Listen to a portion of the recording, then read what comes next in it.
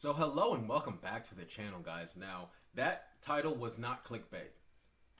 I'm being dead serious. If you liked Wakanda Forever, you probably just don't like black people. And if you thought Wakanda Forever was better than Black Panther, then you really don't fuck with black people. I had to be the one to tell you that, but I'm not saying it's true, but I'm saying it's true. Say what you will about Black Panther, okay? I know this movie has flaws, but for what it is, I really like it.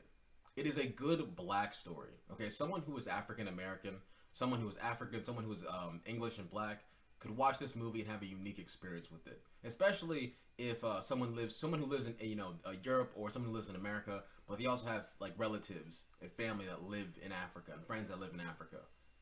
They would have a unique experience with this movie. That's what makes it a good black story. This movie was fucking dog shit. All right, so Black Panther is a good cup of coffee. Alright, it's a good cup of dark roast. It certainly went through a white filter before it got poured into that cup. It certainly has some cream in there.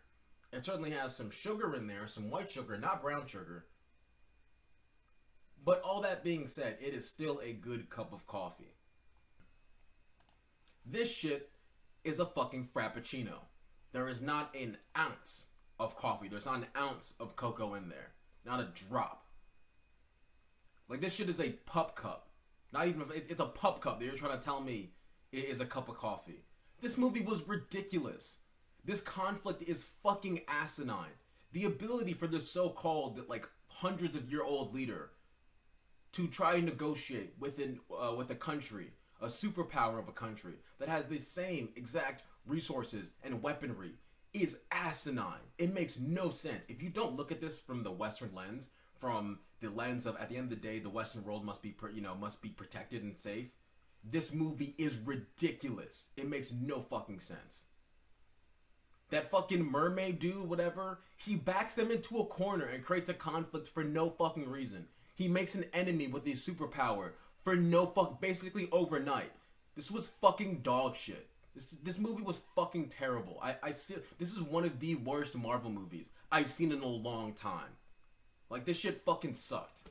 So I want to abruptly transition into a conversation about representation in media, in music, in entertainment in general, right? Because I feel like the discourse about that conversation is so repetitive and so derivative, because it's honestly just the three people just sending the same exact messages back and forth with the three exact same points.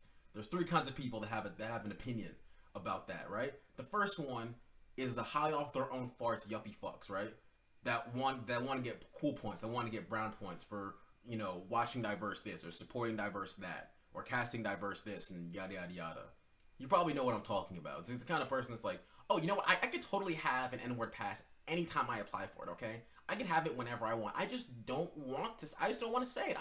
I have too much respect for black women, and as a feminist, I just cannot do that. That kind of fucker. You know what I'm saying, right?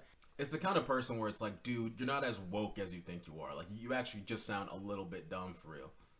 The other one is people that have just like really bad faith arguments about certain, casting choices and all this. Like, they like this kind of diversity, they don't like this kind of diversity, and it's very particular. Like, and I feel like that's not even worth getting into, right? Because it's not an honest argument. You're never going to change their mind. Their mind is already made up, and they're not really being honest about what they mean. We all know what the fuck you mean, okay? We're not fucking stupid. We can read through the lines of what you're talking about. And then the last opinion is someone who works in Hollywood, or wants to work in Hollywood, right? And their talk about diversity this, diversity that is pretty self-serving, It is pretty sycophantic. It's the kind of thing where, like, everyone's the hero of their own story, right? And everyone is the most important diversity hire to them. Like, this is my black-owned YouTube channel is the most important black-owned YouTube channel in all of YouTube. Don't subscribe to Marcus Brownlee. That is bad diversity. This is good diversity. You know what I'm saying? So I bring this up because I think most people, like most warm-blooded normal people, all they want out of their entertainment is to, if they can, right, to see someone on a stage who represents them, or see someone in a movie, see someone on the screen, do something that is profound, that is heartbreaking, that is sad, that is emotional, that is badass, right? That's inspiring. That's kind of it, right? To see yourself represented in the things you enjoy and the things you watch. I think that's what we all want, at least when we can get it. But the problem is that some people, and I'm not naming names, but you know who you are more used to this than others. And the rest of us are just trying to make up the difference. And that's fucking it. I don't think much more goes into it. I don't think it's a much more complicated conversation than that. I also find it quite funny that there's a whole discussion, especially between like authors and writers, about like what you should do if you want to write diversely, or I want to have a diverse character this, diverse character that, this was bad, this was like not good representation, this was good representation, all that jazz, whatever. Okay, I feel like there is two simple rules that you should follow if you want to write a diverse character. So rule number one, don't write a token. Do not write a character just to have them be the diversity character. Don't have them be in there just so you can represent this type of person or this type of person. Because if you're not thinking past just that blanket sort of skin, like literally skin deep aspect of them, then it's going to come off like you did not think very hard about how you're going to represent this character. And I just don't see that going well for you. Don't write tokens. No one likes tokens. Don't write a fucking token. Okay? Rule number two, do not, what was I going to say? Do not write struggles that you do not understand. Okay? Don't write struggles that you haven't lived through. Because it's going to come off like you have no idea what the fuck you're talking about. And if you don't know what you're talking about, ask people. Okay, there's this thing called sensitivity readers. And sensitivity readers are people that will sample read whatever you've written. And will tell you, hey, this is a good representation of this is a bad representation of that.